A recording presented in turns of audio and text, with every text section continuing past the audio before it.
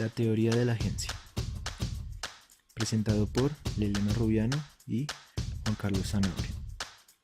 El objetivo del video es explicar en qué consiste la teoría de la agencia, cómo nació y cómo se ha aplicado en el ámbito organizacional, y brindar algunos ejemplos que se pueden evidenciar en la actualidad. En este video estudiaremos el concepto de la teoría de la agencia, revisaremos los objetivos del contenido de este video teniendo en cuenta el origen de la teoría de la agencia, los aportes de Michael Jensen y William Macklin, su desarrollo a través de la historia y por último haremos unas conclusiones a partir de todo lo anterior. La teoría de la agencia consiste en delegar autoridad por parte de un principal a un agente para que éste desempeñe funciones por él. Por lo general se ha evidenciado que este tipo de relaciones interorganizacionales o interpersonales tienden a funcionar cuando el contrato se basa en un mismo resultado, ya que se enfatiza el objetivo del principal y el agente se encamina a dicho objetivo. Para esto el principal debe tener total información acerca del funcionamiento de operación por parte del agente, ya que de lo contrario se tiende a generar diferentes tipos de conflictos de intereses, ya que la agencia no tiene como el objetivo el mismo principal. Esto quiere decir que el porcentaje de eficiencia para el principal no será del 100%. La teoría de la agencia tuvo de la década de los 30 su primera aparición, cuando los economistas Adolf Berle y Gardner Mears hicieron un análisis de los intereses de los inversionistas y directivos de las grandes compañías y evidenciaron que el capital de estas corporaciones estaba repartido en muchos accionistas, los cuales no tenían un control total sobre las decisiones del negocio y por esto delegan dicha autoridad en un personal directivo que centra el poder, y es ahí donde se evidencia una separación entre propiedad y control, es decir, entre principal y agente.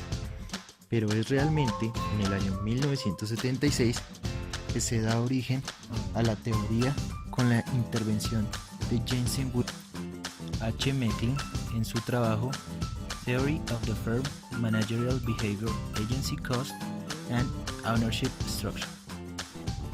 Jensen y Macklin intentan explicar en su obra la empresa capitalista desde un aspecto de la estructura de propiedad de la misma, donde se da una relación de agencia, la cual consiste en un contrato bajo el cual uno o más individuos, principal, contratan a otro, el cual se denomina agente, para que realice diferentes tareas delegadas, como la celebración de contratos con terceros.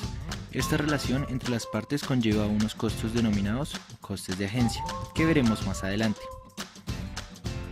Para estos autores, la relación de la agencia está presente en todas las organizaciones y más en las empresas capitalistas, donde se observa una separación entre propiedad y control, es decir, entre accionista y directivo.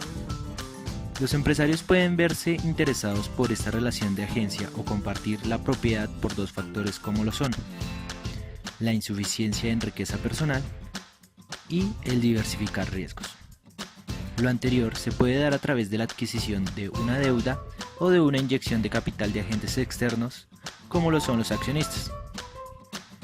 El costo que se deriva de una relación de agencia determinada por la financiación se da cuando el propietario vende acciones para financiarse perdiendo participación, ya que la propiedad es compartida. La gerencia de la operación sigue a su cargo, lo que le permite compensar pérdida de beneficios monetarios con otros privilegios.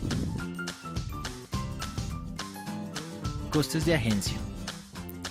Los costes que se generan de una relación de agencia son los siguientes: costes de las medidas de supervisión emprendidas por el principal. Se contemplan los costos de realización del contrato, incentivos al agente, supervisión y control de las actividades realizadas por el agente. Los costos del agente surgidos en su relación al principal. Se contemplan todos los que implican actuar según el interés del principal, costos tales como responder a exigencias de control interno del principal, obtención y procesamiento de información, y costos por indemnizaciones por perjuicios. Los costos residuales.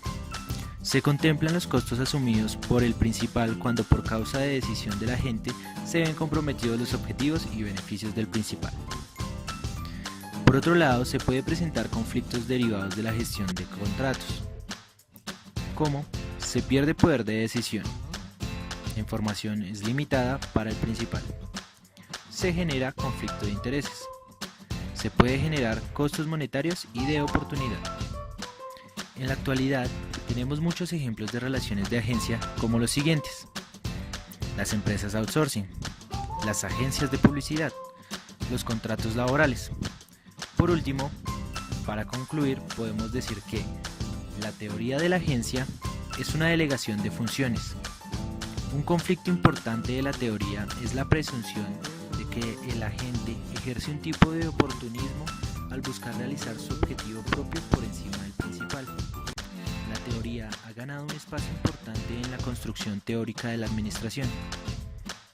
Esta teoría hace parte de la tradición de investigación socioadministrativa al ser una teoría basada en un contrato.